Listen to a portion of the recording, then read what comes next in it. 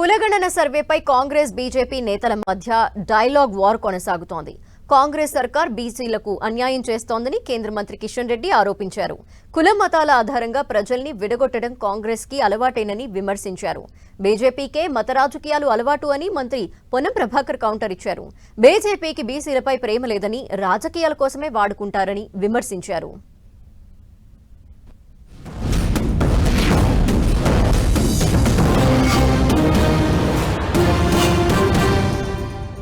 ముస్లిం బీసీసు, హిందూ బీసీసు ఇది ఎక్కడ లేదు.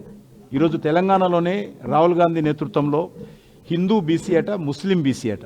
ఇది ఎక్కడ విధానము? ఎక్కడ ఏ చట్టంలో రాసింది ముస్లిం బీసీ అని నేను రాహుల్ గాంధీని ప్రశ్నిస్తా ఉన్నాను. ముస్లిం బీసీ అనేటువంటి పదానికి అర్థం ఉందా?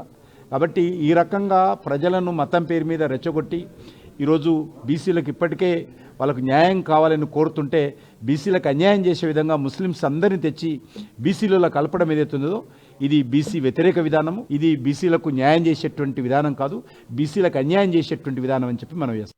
భారతీయ జనతా పార్టీ ముఖ్యమంత్రిని బీసీ చేస్తా అన్నారు. ఆఖరికి శాసనసభ పక్ష నాయకుడు పాయల్ శంకర్, ఆదిలాబాద్ ఆయన మంచి బీసీ నాయకుడు, ఆయన చేయలే, మహేశ్వర్ రెడ్డి చేసిరు. వాళ్ళ పార్టీ అంతర్గతం కావచ్చు, కానీ ఆ పార్టీకి బలైన వర్గాల గురించి మాట్లాడే హక్కు లేదు. ఎందుకంటే కేంద్రంలో నరేంద్ర మోడీ గారి నాయకత్వంలో మేము కులగణన చేయమని సుప్రీంకోర్టు అఫిడవిట్ ఇచ్చిన వాళ్ళు వీళ్ళంతా బలైన వర్గాలకు వ్యతిరేకులు. వీళ్ళు అసలు దేశంలో మతం పేరు మీద ఒక అనేకమైనటువంటి విధ్వంసాలు సృష్టించి ఓట్ల రాజకీయం కొరకు వాడుకుంటుంది. మీరు గ్రామ గ్రామాల రామాలయం ఉంటుంది. మీరు ఒక రామాలయం నిర్మించి దాన్ని రామాలయం నిర్మిస్తే తప్పలేదు. దానికి సంబంధించి అందరు దేశవ్యాప్తంగా అందరు చందాలు ఇచ్చారు. దాని ఏదో ఎన్నికల కొరకు వాడుకునేటువంటి పరిస్థితి జరగడం, ఈ విధంగా చేసే మీకు బలహీన వర్గాలకు సంబంధించిన అంశం మీద మాట్లాడే హక్కు లేదు.